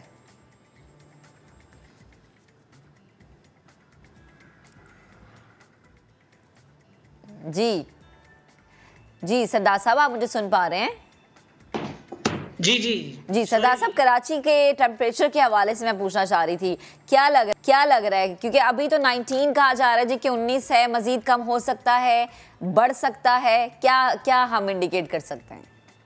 नहीं, अब थोड़ा सा राइजिंग ट्रेंड है। कल से जो इनिशियली हमने फोरकास्ट की हुई थी कि 17 तक है ये कोल्ड वेव, तो आज भी मिनिमम जो है कम से कम वो 6.5 रहा है और कुछ जगहों पर इस तरह से 7.5 है, 8.5 है, कहीं इस तरह से। बहरहाल जो लोएस्ट है वो 6.5 रहा। तो कल से इसमें थोड़ा सा राइजिंग ट्रेंड है, लेकिन परसों से फिर ज़्यादा इम्कान है। 18, 19, 20 को फिर ये 10 से ऊपर जाने का अब दोबारा से इम्कान है इसका, इसलिए कि बलूचिस्तान में वेस्टर्ली वेव एक और दाखिल होगी जो पूरे बलूचिस्तान पे तकरीबन फैल जाएगी अगले 18 से लेके 20 के दौरान। तो उससे अच्छी बारिश मतवक्की है। अगेन कोयटा, चमन, जोग और ऊपर जो पहाड़ी इलाके, पिशीन, ज़ियारत, उन इलाकों में बर्फबारी होगी और अच्छी तेज़ बारिश मतवक्की है इस साइली इलाकों समेत। उसके लिए यानी 19 तारीख को और 20 की दरमियानी रात को अपर सिंध और सेंट्रल सिंध में भी कुछ हल्की सी बारिश हो सकती है। नवाबशाह से ऊपर जो डिस्ट्रिक्ट हैं, सखर, लाड़काना, जैकोबाद वगैरह, तो लाइट रेन या ड्रिजल हो सकती है यहाँ पर भी। तो फिर वो जो 3 दिन होंगे उसमें सर्दी कम हो जाएगी, लेकिन 22 के बाद दोबारा बढ़ सकती है सर्दी, इसलिए कि ये वेव जब निकल के आगे ऊपर नॉर्थ में चली जाए पाकिस्तान के शुमाली इलाकों में, तो फिर यहाँ कोल्ड एयर आ जाएगी, बलूचिस्तान समेत पूरे सिंध को लपेट में लेगी, तो फिर टेम्परेचर गिर जाएंगे, सिंगल डिजिट में फिर आ जाएंगे। ठीक है। अच्छा सरदार साहब, जरा आप दीगर सूबों का रुख करते हैं। पहले मैं जरा KPK की सूरत हाल जानना चाह रही थी कि आने वाला जो ये पूरा वीक है, अब वेदर कैसा रहेगा KPK में? देखिए, अभी तो खैर बहुत सर्दी चल रही है। सबसे लोएस्ट टेम्परेचर कालाम का ही जा रहा है, -15 तक वहाँ गिर गया है। और इसी तरह से KP के बेशतर पहाड़ी इलाकों में -4, -5 और होते होते कलाम में सबसे कम होता है -15 तक। तो 21 तक तो 20 या 21 तक कह लें आप कि इसी तरह से यही ठंड का राज रहेगा। लेकिन 22 के बाद वहाँ पर एक दोबारा से वेस्टर्ली वेव जो कोयटा और बलूचिस्तान से होती हुई KP में दाखिल होगी, तो फिर अच्छी तेज़ बारिश अच्छी हैवी स्नोफॉल दोबारा से पहाड़ों पर मुतवक्की है।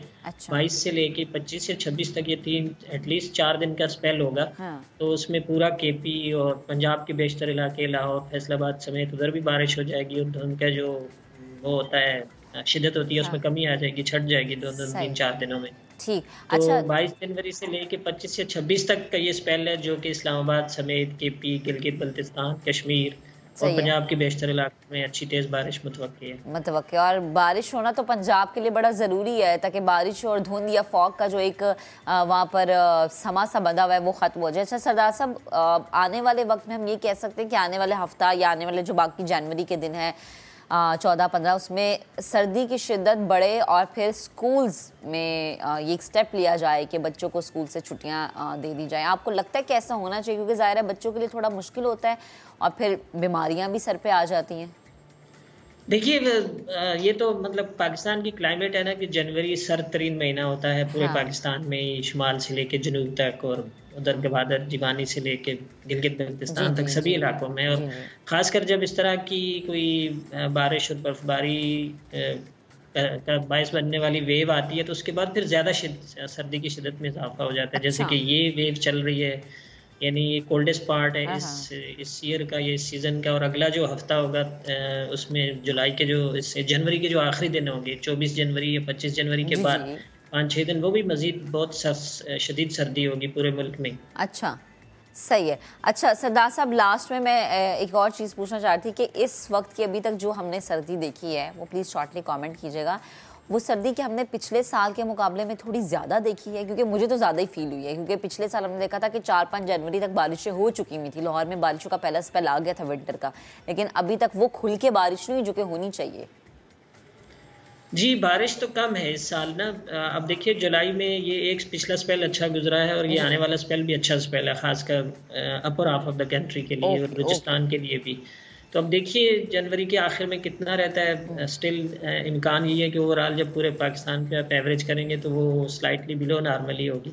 ओके, लेकिन ये जो अगला स्पेल है ये अच्छा स्पेल है, इसमें लाहौर और जो सेंट्रल पंजाब और नॉर्थ पंजाब है उसमें भी बारिश हो जाएगी। चले और इससे जी इट्स गुड फॉर पंजाब के जी। पंजाब में धुंध बहुत शदीद है तो बारिश होगी तभी ये धुंध हमें ख़त्म होती नजर आई। सदा साहब बेहद शुक्रिया वक्त देने के लिए, गुफ्तगू करने के लिए। ज़रा आपकी हेल्थ से मुतालिक बात करेंगे।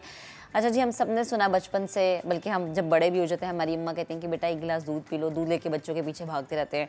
एक टाइम था जब मेरी अम्मी दूध का गिलास मेरे पीछे लेके भागी, तो आज मैं अपने बच्चे को जो है वो मार मार के दूध पिला रही हूँ, क्योंकि भाई कम से कम दूध का जो इंटेक है वो आपका कंप्लीट होना चाहिए, क्योंकि ये एक मुकम्मल ग़िज़ा है जिसमें कैल्शियम है, प्रोटीन है, वाइटामिन है, फाइबर है, सोडियम है और दीगर खसूसियात भी शामिल होती हैं जो कि आपकी बॉडी को जो है वो तवानाई बख्शती हैं, उसको एक्टिव रखती हैं, उसको बहुत ज़्यादा काम करने के लिहाज से बड़ा हेल्प आउट करती है। दूध पीना कितना ज़रूरी है, और कुछ लोग लस्सी का इस्तेमाल भी करते हैं, जो कि पंजाब में कहते हैं जी दूध की जगह आप लस्सी पी लेना तो आपकी जो ये दूध से पूरी होती है ना खसूसियात, आपके इंटेक वो लस्सी से पूरा हो जाता है, क्योंकि ज़ाहिर उसमें दही शामिल हो गया है। तो ये कितनी फ़ायदेमंद है, इस पर बात करने के लिए न्यूट्रिशनिस्ट आयशा अब्बास हमें ज्वाइन कर चुके हैं। अस्सलाम वालेकुम आयशा, गुड मॉर्निंग, कैसी हैं आप? वालेकुम सलाम, बिल्कुल ठीक ठाक, आप कैसी हैं? अल्हम्दुलिल्लाह। अच्छा आयशा, मुझे ये बताएं कितना ज़रूरी है दूध पीना और दिन में कितने गिलास आपका दूध का इंटेक होना चाहिए? देखें, दूध की अफादियत के बारे में सिर्फ एक जुमला बहुत काफ़ी है कि दूध की ज़रूरत है पैदाइश से लेके कब्र तक। तो इस जुमले में इससे अंदाज़ा लग सकते हैं आपके कितना ज़रूरी है। अच्छा, मतलब दिन में अक्सर ये अमूमन मैंने तो ये देखा है कि एक गिलास सुबह आप ब्रेकफास्ट में और एक रात को सोने से पहले नीम गर्म आप दूध पी लें। 1-2 गिलास काफ़ी हैं या इससे ज़्यादा आपका इंटेक हो जाए? 2 गिलास बहुत काफ़ी हैं। अच्छा। लेकिन उसमें यह है कि अगर आपको दिन में कभी ऐसा महसूस हो कि आपको भूख लग रही है, ठीक है, और आपको बहुत ज़्यादा भूख की तलब हो रही है, तो बजाय ये कि आप कोई स्नैकिंग करें और आपको उस वक्त कोई ऑर्डर देने की ज़रूरत महसूस हो और आप कोई पिज़्ज़ा या बर्गर का ऑर्डर दें और आपके पास उस वक्त अवेलेबल दूध हो, तो बहुत अच्छा है कि आप 1 गिलास दूध का इस्तेमाल कर लें। ठीक है, तो वो आपके पास एक बेहतरीन ऑप्शन है कि आप दूध का इंटेक कर लें। आपको कैल्शियम भी मिल जाएगा और ये सारी वाइटामिन जिसका आपने अभी जिक्र किया, तो आपको उसका फ़ायदा ही फ़ायदा है। ठीक है, तो उस वक्त आप दूध का इस्तेमाल कर लें तो बहुत अच्छा है, तो एक तीसरा ग्लास भी मिल जाएगा। और बाकी अगर आप बच्चों को सुबह के वक्त दूध देते हैं और रात को सोने से पहले भी दूध का इस्तेमाल होता है तो बहुत अच्छा है। बहुत अच्छा। अच्छा आयशा, हमने अभी ये देखा कि जी फ्रेश मिल्क का एक टाइम पे बहुत ज़्यादा वो था जी कि फ्रेश मिल्क पीना है, लेकिन अब टेट्रा पैक्स भी हैं, पाउडर मिल्क भी हैं, तो सबसे ज़्यादा बेहतरीन कौन सा आपको लगता है कि दूध की सबसे ज़्यादा बेहतरीन फॉर्म क्या है? लाइक हमने ये सुना जी फ्रेश मिल्क अगर आप पी रहे हैं तो वो थोड़ा हाइजीन का भी मसला है, मिलावट भी है, तो आप क्या रिकमेंड करते हैं बीइंग अ डॉक्टर? देखिए, फ्रेश मिल्क में मिलावट का और हाइजीन का तो मसला कहने और सुनने में आता है, लेकिन फ्रेश मिल्क ही है और वो दूध ही है। और जो टेट्रा मिल्क है उसमें जिन चीज़ों का ज़िक्र होता है या मिलावट का होता है, तो उसका नेमल बदल जो है वो आपने जो भी इस्तेमाल करना है तो आप फ्रेश मिल्क का ही इस्तेमाल करें, वो एक बेस्ट सोर्स है। और उसके बाद वंस आप उसको बॉयल कर लेते हैं तो उससे ज़्यादा बेहतरीन कोई चीज़ नहीं है। अच्छा। तो मेरी रिकमेंडेशन हमेशा फ्रेश मिल्क ही रहेगी। और बाकी ये है कि वो जिस तरीके से भी आ रहा है, गवाले के थ्रू आ रहा है, जो भी आ रहा है, जब आपने उसको घर में सही तरीके से अपने पास अपने प्रॉपर यूटेंसिल में बॉयल कर लिया है तो उसके बाद कोई ऐसा चांस नहीं रहा कि आप उसको यूटिलाइज ना करें। आप उसको बॉयल करें, उसके बाद उसकी आप बलाई भी बनाएं और सारा सही तरीके से। वो बलाई इकट्ठी करने से ना देसी घी भी बन जाता है, मेरी अम्मी करती है ना, ऐसे समझ आई। अच्छा आयशा, आजकल पाउडर मिल्क का भी बहुत ज़्यादा रुझान है कि जी आप ऑफिस में हैं, अच्छा ठीक है, आप टेट्रा मिल्क नहीं पसंद करें तो आपने वो पाउडर मिल्क बैग से निकाला और पी लिया। और अमूमन ऐसा होता है आप ट्रैवलिंग भी जब कर रहे होते तो आप इस चीज़ को प्रेफर करते हैं, ये ठीक है आपकी बॉडी के लिए? देखें, ऑफिसेस के अंदर तो और आपके पास कोई चॉइस रह नहीं जाती कि आपको पाउडर मिल्क ही इस्तेमाल करना पड़ता है। अगर आपको पाउडर मिल्क ही इस्तेमाल करना है तो कोशिश करें कि स्किम्ड इस्तेमाल करें, स्किम्ड पाउडर मिल्क जिसके अंदर शुगर का इंटेक बहुत कम हो, क्योंकि कुछ ऐसे पाउडर्ड मिल्क अवेलेबल हैं जिनके अंदर शुगर का इंटेक जो है वो बहुत ज़्यादा है, शुगर की क्वान्टिटी बहुत ज़्यादा है। तो उसमें ये हो रहा है कि बिला वजह उसकी वजह से लोगों का जो शुगर लेवल्स हैं वो भी बहुत जाते हैं बढ़, और उसकी वजह से लोगों का वेट भी बहुत ज़्यादा बढ़ जाता है। तो उसका इस्तेमाल जो है वो फिर सही नहीं होता सेहत के लिए।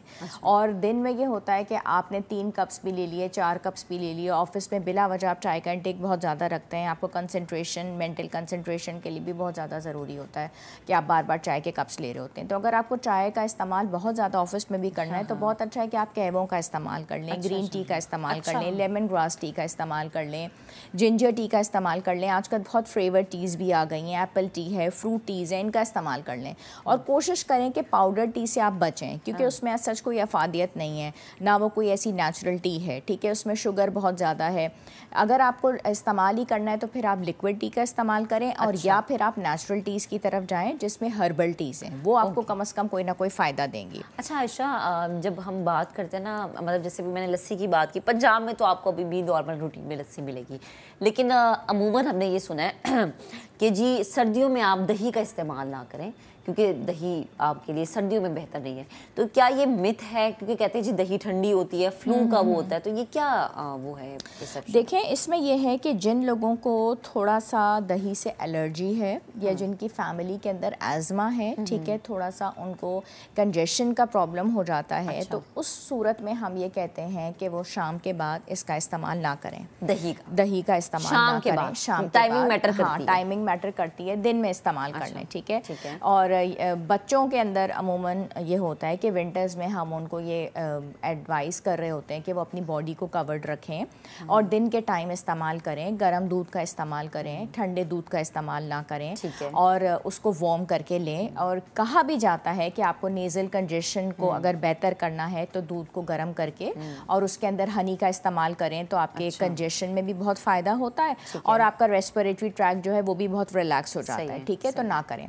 लेकिन अगर आपको अपने हार्ट बर्न को रिलीफ देना है, आपने बहुत ज़्यादा, जैसे आप पंजाब का ही जिक्र कर रही हैं, पराठों हैवी खाना खा रहे होते हैं, या पराठे या गाजर के हलवे, ये भी तो बहुत चल रहे होते हैं आजकल, वेडिंग सीजन है तो ये सब कुछ बहुत है।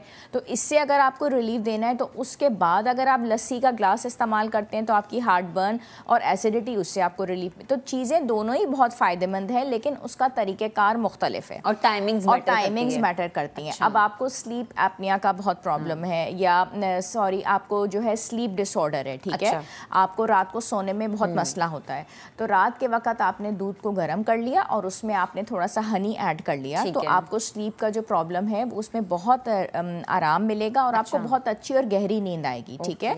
और जिन लोगों को चाहिए होता है कि वो अपना वज़न भी थोड़ा कम करें, तो अगर आप वो ठंडा दूध इस्तेमाल करते हैं या लस्सी इस्तेमाल करते हैं तो उनका मेटाबॉलिज्म तेज़ होता है और वेट लॉस में हेल्प करता है। तो चीज़ें दोनों बहुत मुख्तलिफ हैं और दोनों का तरीक़ेकार जो है वो डिफरेंट है।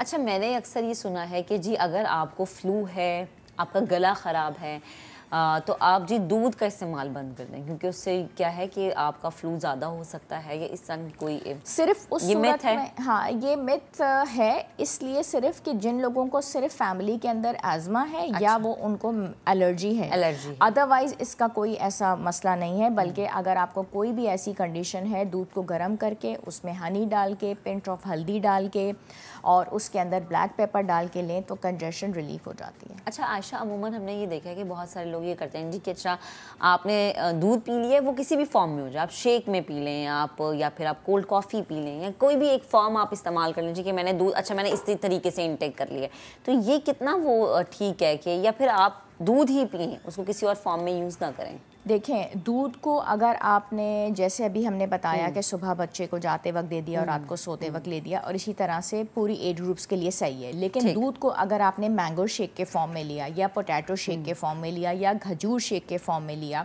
या बनाना शेक के फॉर्म में लिया, तो हमारे पास जो कमज़ोर अफराद आते हैं या वीकनेस की कंप्लेन करते हैं या उनको एनर्जी की ज़रूरत होती है, तो उनको हम शेक्स के फॉर्म में देते हैं। शेक्स के फॉर्म में अगर हम दूध का इस्तेमाल करते हैं तो वो वेट गेन के लिए या आपके डिप्लीटेड एनर्जी लेवल्स को रीगेन करने के लिए वो बहुत फ़ायदेमंद होता है। अगर आप दूध एनश्योर में डाल के ले लेते हैं या ग्लूसरना के लिए लेते हैं, तो आप जो वीकनेस महसूस कर रहे होते हैं, आपको सारा वक्त थकावट की कंप्लेन होती है, वो आप उससे बहुत जल्दी रिकवर कर जाते हैं। लेकिन मैंने सुना इनसे आपका वेट गेन होता है। इनसे आपका वेट गेन होता है अगर आप दूध को शेक्स के फॉर्म में लें। अगर आप स्किम मिल्क इस्तेमाल करेंगे तो आपका वेट गेन नहीं होगा।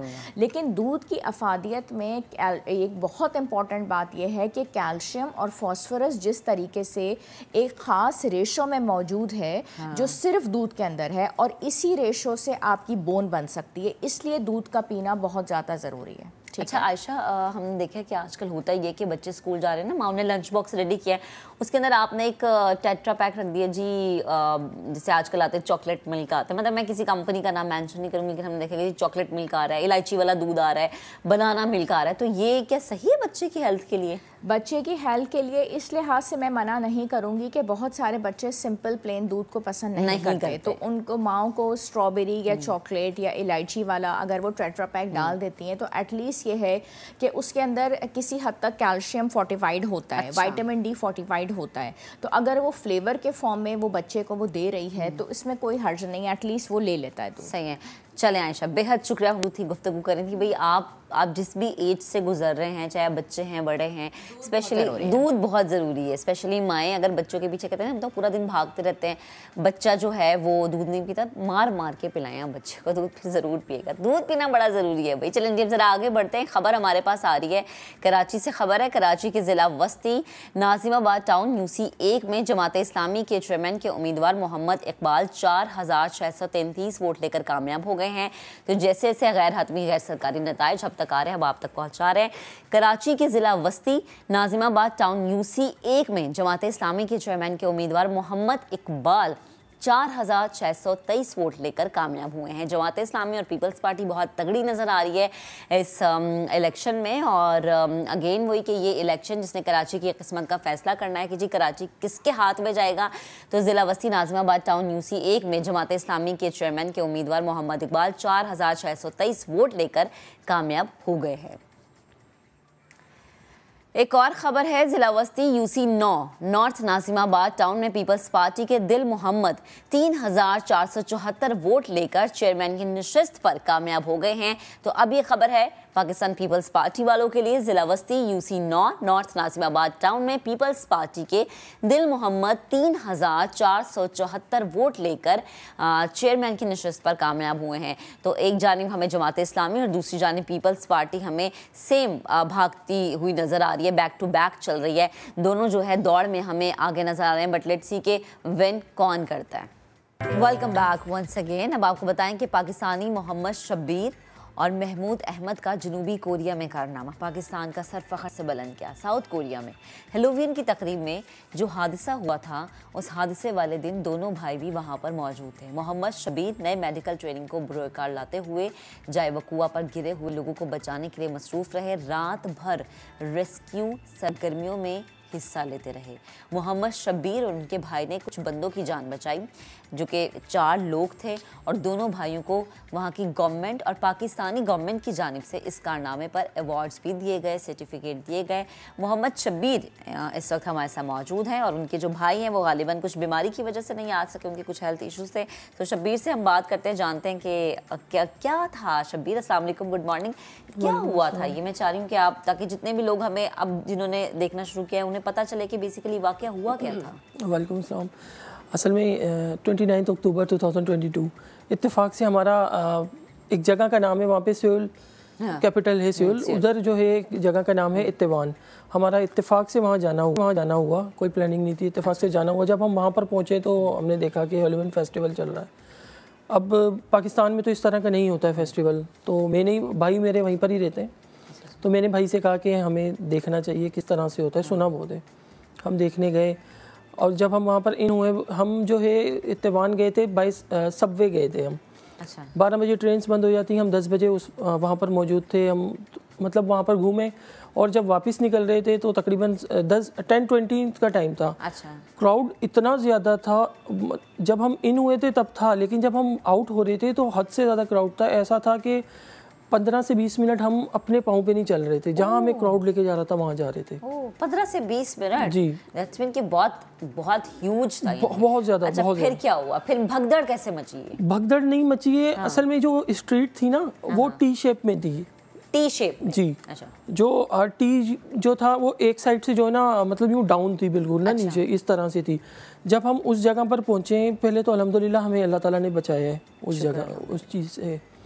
भाई और मैं जब हम साथ थे, हम दोनों अलग हुए वहाँ पर। भाई की भी क्योंकि वहाँ पे ना कुछ पिक्चर्स वगैरह भी चली थी, फेस के एक्सप्रेशन से देखा जा सकता है कि जो है ना भाई कितना ज़्यादा परेशान है इस तरह से। भाई अलग हुए, मैं अलग हुआ, और वो लोग, क्राउड जो था वो एक दूसरे के ऊपर गिरा है, कोई भगदड़ नहीं मची है, कुछ नहीं हुआ है, क्योंकि मैंने जैसे बताया कि लोग जो है क्राउड जहाँ हमें लेके जा रहा था वहाँ हम जा रहे थे। सही है। तो इस तरह से हुआ, अचानक से लोग गिरे। अब जाहिर है पहले जो नीचे गिरा है शख्स, उसके ऊपर अगर 10-15 लोग गिर जाएं तो उसकी क्या हालत होगी, जाहिर है।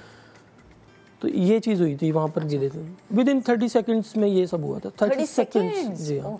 अच्छा, यानी हम इसको कह लेते हैं कि या तो मिसमैनेजमेंट थी, जगह कम थी, लोग ज़्यादा थे, ऐसा भी कुछ हो सकता है? हो सकता है, ऐसा कुछ हो सकता है। क्या आप तो आई विटनेस ना, जी जी, हो सकता है। असल में पिछले 2 से 3 साल कोविड रहा है, जिसकी वजह से इस तरह के फेस्टिवल नहीं हुए। ये जब इन्होंने ओपन किया है ये फेस्टिवल, तो सोच से ज़्यादा क्राउड था वहाँ पे, बहुत ज़्यादा ह्यूज क्राउड था। अच्छा, मुझे बताएं कि हम जो कह रहे थे जी कि बहुत सारे लोग 100+ लोग हैं जिनकी डेथ हो गई थी, वो क्या फिगर था वो? 158 जी। ओह गॉड। अच्छा, आपने कितने लोगों को रेस्क्यू किया? मैंने 4 कोरियंस थे। अच्छा। जो वहाँ पे, जिसमें 2 मेल थे, 2 फीमेल थी। तो रेस्क्यू किस तरह से किया, ये क्या कहानी है? हाँ, हुआ ये था कि अब जैसे ही मैंने देखा कि ये सिचुएशन हो गई है, लोग गिरे हैं, उसके बाद जाहिर सी बात है, मैं तो एज अ नर्स हूँ, मेरा भाई वहीं पर होते हैं, लेकिन जब मेरे भाई ने ये कहा कि हमें क्या करना चाहिए, तो मैंने बोला कि हमें हेल्प करनी चाहिए।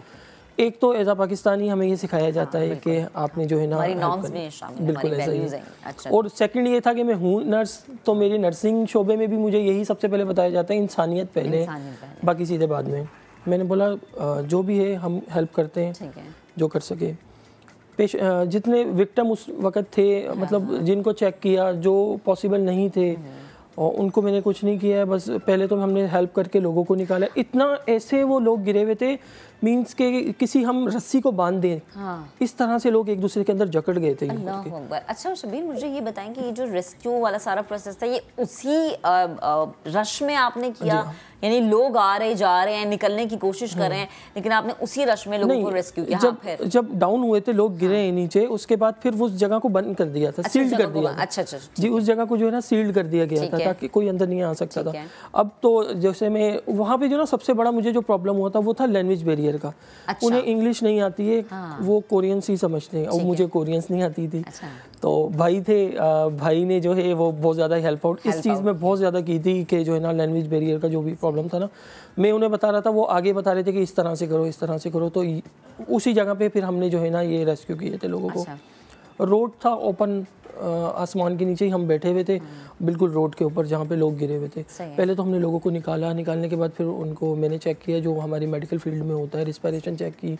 ज़्यादातर लोग जो है ना स्पेक्सिया ही हुआ था, उन्हें मेडिकल फील्ड में स्पेक्सिया होता है। जी हाँ, सफोकेशन की वजह से, जी हाँ, शॉर्टनेस ऑफ ब्रीथ हो जाती है, जिसकी वजह से। ज़ाहिर है इतना रश है, लोग एक दूसरे को धक्के दे रहे हैं, आपके पास निकलने की जगह नहीं है, आपके तो वैसे ही आसान खता हो जाते हैं। अच्छा, मुझे ये बताएं कि वो जो 4 लोग जिनको आपने रेस्क्यू किया, वो बाद में उनकी हालत बेहतर हो गई, कुछ चोट वगैरह तो उन्हें नहीं लगी? नहीं, उन्हें चोट नहीं लगी थी। रेस्क्यू उनको ऐसे किया था कि मैंने कुछ उनमें से 2 को तो CPR दिया था, CPR मेडिकल में होता है हमारे, तो वो देने के बाद जिनमें 2 तो उसी टाइम रिवर्ट हो गई थी। एक मेल, 2 लड़कियां थी। हाँ, एक की तो मेरे पास वीडियोस भी होगी, वो आई थी मेरे पास वीडियोस, किसी ने मुझे सेंड की थी, आई डोंट नो किसने सेंड की थी, लेकिन मुझे सेंड की गई थी फेसबुक पे, मेरे पेज पे आई थी। वहाँ पे तो नंबर्स वगैरह नहीं था मेरा।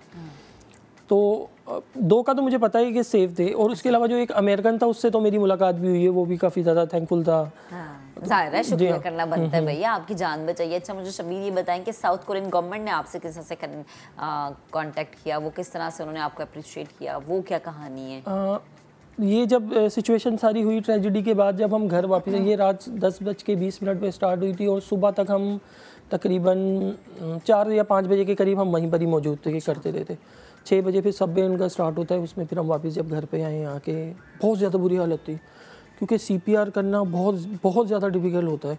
इतने लोगों को किया, मेरी बैक बहुत ज़्यादा पेन कर रहा था, भाई भी, हम दोनों, मतलब उस दिन तो कोई हमें होश ही नहीं था, हम सो गए। नेक्स्ट डे जब हम उठे तो हमने कहा कि हमें देखना चाहिए उस जगह जाके कि क्या हुआ, क्या सिचुएशन क्या चल रही है। जब वहाँ पर पहुँचे तो काफ़ी ज़्यादा मीडिया था वहाँ पर, कवरेज दे रहा था, हर किसी से पूछ रहे थे। तो वो हमसे भी पूछा। अब भाई को तो कोरियन लैंग्वेज आती थी, वो था भी इनका कोरियन न्यूज़ चैनल। उसके भाई ने बताया कि ऐसे से हम तो आई विटनेस थे यहाँ इस तरह से, तो उन्होंने बोला कि आप हमें इंटरव्यू दोगे। हमारा फिर इंटरव्यू हुआ, नेक्स्ट डे फिर जो डिसाइड हुआ और फिर हमने उसको इंटरव्यू दिया। इंटरव्यू देने के बाद फिर कोरियन गवर्नमेंट ने ही हमें खुद, वो जब पहला हमारा इंटरव्यू चला है तो उसके बाद जो ना कोरियन गवर्नमेंट ने खुद हमें कांटेक्ट किया। जी हाँ, जी कांटेक्ट करने के बाद फिर उन्होंने बुलाया। काफ़ी सारी जगह पे हम गए, सिर्फ एक जगह नहीं गए। इनकी जो मैं लास्ट में गया था वो गया हूँ इनकी नेशनल असेंबली में, कोरियन नेशनल असेंबली। वहाँ पे सियोंग चुंग के नाम से हैं वो, जो उधर लीडिंग है उनका नाम है ये। जी, वो मेंबर ऑफ नेशनल असेंबली। हम इस वक्त जो तस्वीर भी दिखा रहे हैं भाई, ये पाकिस्तान का बड़ा प्राउड मोमेंट है हमारे लिए कि हमारे भाई, हमारे बच्चे जो हैं वो बाहर के मुल्क में, और किस तरह से उन्होंने पाकिस्तान का नाम रोशन किया। अगेन वही कि हमारी ये वैल्यूज़ हैं, हमें ये सिखाया जाता है कि हर चीज़ बाद में, इंसानियत पहले। हमारा दीन सिखाता है ये, हमारे घर में तरबियत ऐसी दी जाती है, हमारा ब्रॉटअप, हमारी ग्रूमिंग हमारी माँ इस तरीके से करती हैं कि भाई कोई भी आपका दुनिया में कहीं पर भी कोई मुश्किल में है तो सबसे पहले आपने उसका हाथ थामना, उसको मुश्किल से निकालना है। ये चीज़ें बाद की कास्ट क्या है, वो कहाँ से ताल्लुक़ रखता है। शबीर, बेहद शुक्रिया आपका हमारे साथ मौजूद थे। अगेन आप पाकिस्तान के लिए एक काबिल फ़ख्र शख्सियत है और आपने जैसा पाकिस्तान का नाम रोशन किया। आप भी कहीं पर, बींगा पाकिस्तानी, अगर आपको भी कहीं पर कोई भी शख्स मुश्किल में मिलता है तो छोड़ दें कि क्या हालात है, क्या वाक़ियत है, उसका हाथ थामें, उसको उस मुश्किल से निकालने की कोशिश ज़रूर करें। आप कोशिश करेंगे, अल्लाह आपको कामयाब करेगा। Welcome back once again. हर लड़की की ख्वाहिश होती है उसके बाल लंबे हों, घने हों, खूबसूरत हों और चमकदार हों। कुछ लोगों के बाल तो कुदरती तौर पर बड़े लंबे चमकदार होते हैं, बहुत ब्लेस्ड लोग होते हैं, वो खूबसूरत भी होते हैं, शाइन कर रहे होते हैं, नेचुरली शाइनिंग होती है उनके बालों में। कुछ लोगों के बाल जी लंबे होते हैं लेकिन फिर क्या होता है, वो गिरना शुरू हो जाते हैं। कुछ लोगों को बहुत ज़्यादा मेहनत करनी पड़ती है। मर्दों और औरतों दोनों को ही बालों के बहुत सारे मसले हैं जिनका सामना करना पड़ता है, जिसकी वजह से उनके बालों की जो ग्रोथ है वो रुक जाती है। बालों को लंबा और घना कैसे किया जा सकता है? अच्छा, लंबा करने से ये मुराद बिल्कुल नहीं है कि बाल आपके फुल कमर तक आ जाए, स्पेशली मर्द हजरात, मतलब बालों की ग्रोथ के हवाले से मैं बात कर रही हूँ। तो इसी पर बात करने के लिए हर्बलिस्ट रानी आपा इस वक्त हमें ज्वाइन कर चुके हैं। अस्सलाम वालेकुम आपा, गुड मॉर्निंग। वालेकुम अस्सलाम और very good morning to you. और बहुत अच्छा ज़बरदस्त सा टॉपिक आपने लिया कि बाल लंबे, बड़ा ज़रूरी है ना, स्पेशली सर्दियों में हमें बड़ा ये चीज़ फेस करनी पड़ती है, बाल गिर रहे हैं, मतलब क्यों गिर रहे हैं समझ नहीं आ रही। जी, वो ड्राइनेस की वजह से कि जब हमारे पोर्स सर्दी में होता ये कि हमारी स्किन के भी जो पोर्स हैं एक्सक्यूज हो जाते हैं बहुत ज़्यादा कोल्ड की वजह से, और उसकी वजह से ड्राइनेस आ जाती है। बिल्कुल यही हाल बालों का भी होता है। लेकिन कुछ लोगों के साथ प्रॉब्लम ये होती है कि साल के 12 महीने उनके साथ ये प्रॉब्लम है कि हेयर फॉल रहता है और आहिस्ता आहिस्ता मर्द हजरात तो गंजपन का बहुत ज़्यादा शिकार हो जाते हैं। कुछ खवातीन मैंने ऐसी देखी कि उनको हेयर फॉल नहीं है बट उनके बालों की ग्रोथ भी नहीं है, यानी एक दफ़ा अगर आपने कटिंग करवा ली तो वो बालों की ग्रोथ वहीं रुक गई है। ये क्या है? वो स्टक हो गई उनकी लेंथ। अच्छा, उसमें ये होता है कि बाज़ औक़ात हाथ भी ऐसे ब्यूटिशियन या ऐसे शख्स का होता है कि अल्लाह ताला ने हर एक के हाथों में एक अलग ही चीज़ रखी है, दी है। कुछ ब्यूटिशियन या कुछ घर वाले ऐसे होते हैं कि कोई शख्स आपने देखा होगा किसी के हाथ से बहुत ज़्यादा हरियावल हो जाता है। अगर वो कोई सब्ज़ी भी लगाए फौरी तौर पर, जैसे मेरे घर की मासी उन्हें हम खाला कहते हैं, इतना अल्लाह ताला ने उनके हाथ में कोई हुनर दिया है कि वो अगर धनिए के 2-4 दाने भी डाल देती हैं गमले के अंदर तो धनिया 2-4 दिन में फूट आता है। हाथ की बात होती है ना। मैं उनसे कहती हूँ खाला आप लगा दीजिए, अपनी तरफ से। तो मेरे हाथ में भी ये बात है कि मैं जैसे बाल काटूँ बहुत लंबे हो जाते हैं। कुछ लोगों के हाथ में भी बात होती है, लेकिन बालों का भी अपना टेक्सचर होता है कि बाज़ लोगों की लेंथ एक जगह आकर स्टक हो जाती है। और स्टक इसलिए हो जाती है कि देखिए बालों की या किसी भी चीज़ की ग्रोथ का मामला उसकी जड़ से होता है। जड़ से होता है। जितनी जड़ मजबूत होगी और जितना उसमें पानी दिया जाएगा, और सर का ऑब्वियसली तेल जो है पानी है, और इसको जितना अच्छा तेल फराहम किया जाएगा उतने अच्छी बालों की कौन सा अच्छा तेल बनाने जा रहे हैं? आज हम एक ऐसा मैजिक तेल बनाने जा रहे हैं कि वो ना सिर्फ ये कि गंजेपन का इलाज है बल्कि बालों की ग्रोथ का भी बेहतरीन सबब बन जाएगा। और इस तेल को बनाने के लिए मैंने इस वक्त तिलों का तेल लिया है, और आपके पास जो भी तेल अवेलेबल हो आप उसको ले सकते हैं। तिलों का तेल आपने कितना लिया? 100 ग्राम तिल का तेल है। आप लोग अपने घर में अगर सरसों का तेल इस्तेमाल करते हैं, ऑलिव ऑयल इस्तेमाल करते हैं, XYZ कोई भी तेल इस्तेमाल करते हैं वो आप ले लें।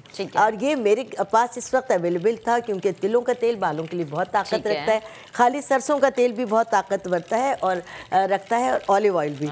आपके पास जो भी तेल है आप ले लीजिए और इसको हम ज़रा सा इस वक्त चूल्हे को हम स्लो कर देंगे, ज़रा सा हम स्लो कर देंगे और फिर इसका ढक्कन डालकर, क्योंकि ऐसा ना हो कि ये उड़ने लगे। ठीक है जी, चलें, ठीक है ना।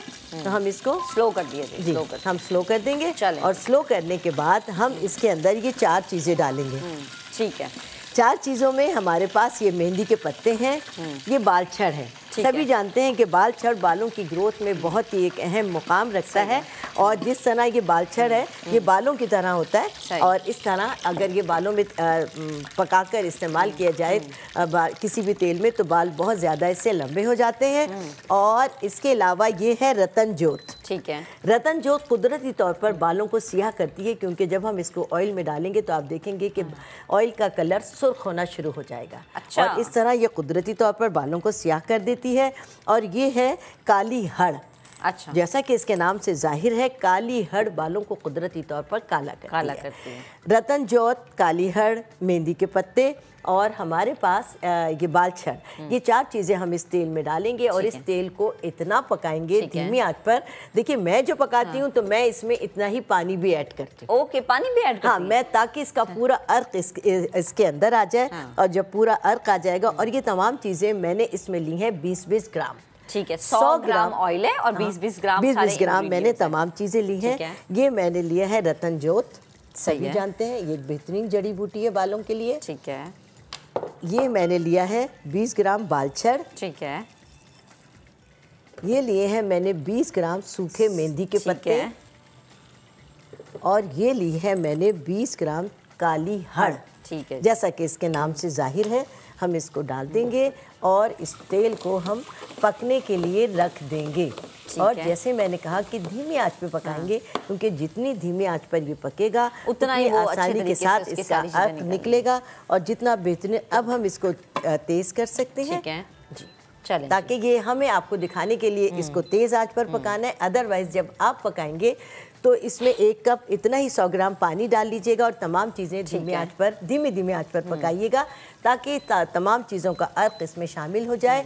ठंडा होने पर आप चूल्हा, जब ये अच्छी तरह चीज़ें जल जाएंगी, इतनी जिसका अर्क इसमें आ गया, फिर आप चूल्हा बंद कर दीजिए और जब ये रूम टेम्परेचर पर आ जाए तब आप इसको छान कर और किसी बॉटल में रख लीजिए और ये तेल जड़ों से लेकर लंबाई तक लगाएं। और लगाने का ये तरीका होता है किसी भी तेल को कि आप सबसे पहले मांगे खोल कर तेल लगा लें, उसके बाद उंगलियों से इसका मसाज करके जज्ब कर लें और फिर 10 नेल से, दोनों हाथों के 10 नेल से ईचिंग ज़रूर करें, जैसे हम खुजाते हैं, ताकि वो आपकी जो डेंड्रफ है वो ऊपर आ जाए। जी, डेंड्रफ ऊपर आ जाए और सर के जो पोर्स हैं वो खुल जाए और जो तेल आप लगा रही हैं वो अच्छी तरह आपके स्कैल्प में पेनिट्रेट हो जाए। ठीक है जी, चलें आप, थैंक यू सो मच, आप हमारे साथ मौजूद थी। आप अपने घर में ये ऑयल बना सकते हैं, आप लगाएं। एंड अगेन वही बात है कि ऑयल आपकी जो सर है उसके लिए बड़ा ज़रूरी है। समझ लें मशीन है, मशीन को तेल चाहिए, वो ऑयल उसी तरीके से काम करता है। आज के प्रोग्राम से इतने, आपसे मुलाकात करेंगे कल। अपना बहुत सा ख्याल रखिएगा। अल्लाह हाफ़िज़।